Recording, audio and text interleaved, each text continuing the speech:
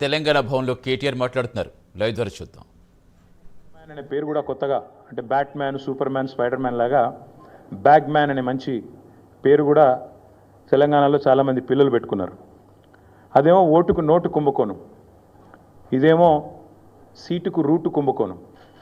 ఇదేదో ఊరికే అనట్లేదు సీటుకు రూటు కుంభకోణం అని.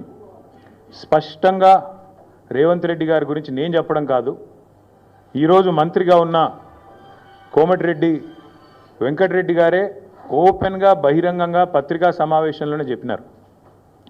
ఈయన 50 కోట్లు పెట్టి పిసిసి అధ్యక్ష పదవి కొనుక్కున్నాడు అనే మాట ఆ రోజు స్వయంగా ఈనాటి మంత్రి, ఆనాటి ఎంపీ కోమటిరెడ్డి వెంకటరెడ్డి గారు చెప్పిన మాట.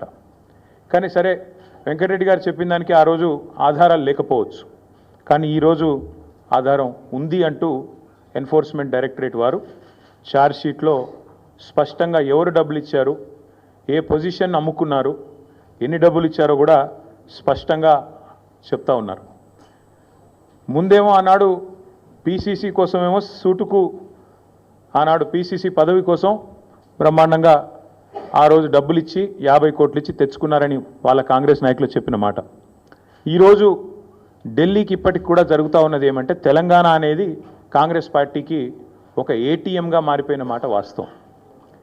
ఎప్పుడు డబ్బులు కావాలి అని కాంగ్రెస్ పార్టీ వాళ్ళు అనుకుంటే అప్పుడు పెద్ద ఎత్తున డబ్బులు అందిస్తూ తన పదవిని కాపాడుకుంటూ ఉన్నారు రేవంత్ రెడ్డి గారు.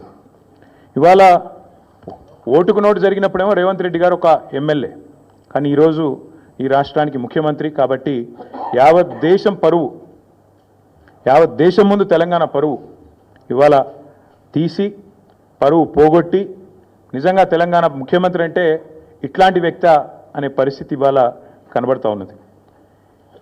గతంలో యడ్యూరప్ప గారు కర్ణాటక ముఖ్యమంత్రిగా ఉన్నారు. ఇది నేను చెప్పేది 2020వ సంవత్సరానికి సంబంధించిన అంశం.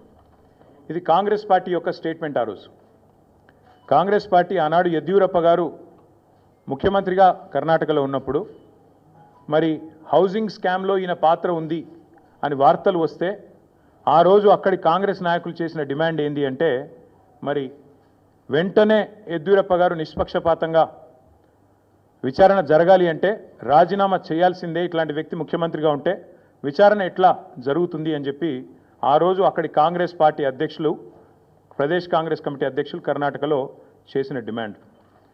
చాలా వాళ్ళు చెప్పిన మాట. The Karnataka Congress on Thursday demanded that Karnataka Chief Minister B.S. Yediyurappa either resign or be sacked to ensure a fair investigation against him in 2019 corruption case. ఇది కర్ణాటక కాంగ్రెస్ మాట, నా మాట కాదు. ఒక విచారణ ఎదుర్కోవాల్సి వస్తే ముఖ్యమంత్రి గారు ఈదర్ ఈ షుడ్ రిజైన్ వాలంటరీలీ, స్వచ్ఛందంగా తప్పుకోవాలి, లేదా ఆయనను అర్జెంటుగా తొలగిస్తేనే నిష్పక్షపాతమైన ఎంక్వైరీ జరుగుతుంది అనే మాట వారు చెప్పిన మాట. ఇవాళ మేమంటుంది కూడా అదే.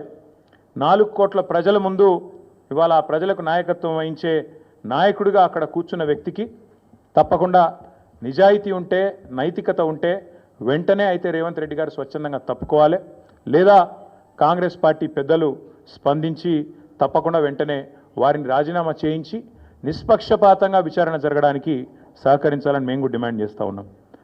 రేవంత్ రెడ్డి గారు మాటల ముఖ్యమంత్రి కాదు, మూటల ముఖ్యమంత్రి అని మరొకసారి తేలిపోయింది దీంతో.